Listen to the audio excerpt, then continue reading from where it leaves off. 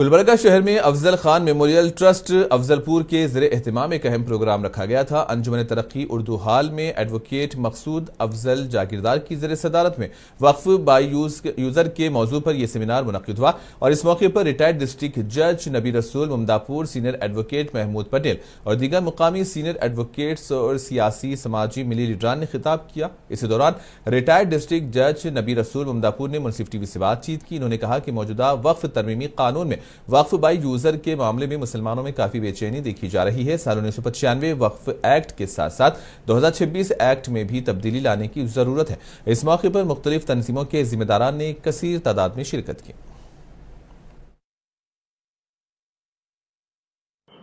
ये देखो, इसका प्रॉपर प्रेजेंटेशन होना, how this act is against the constitutional provisions, that is very important. Only because it is against Muslims के खिलाफ है, ऐसा प्रपोजल लेके गए तो we will not succeed. We have to satisfy the Honorable Supreme Court that how this act ultra-wires the constitutional provisions, how each amendment will violate the constitutional provisions. Unless and until that is placed before the Honorable Supreme Court, it is highly impossible to succeed in these writ petitions. But there are so many writ petitions have been filed wherein they have satisfactory documentary evidence and how this act is violated. अभी 1952 में what is waqf by user बोल के supreme court एक judgment दिया 1952 में। Six Hindus, Christians, इनके trust properties में no other religion person can be interfered बोल के।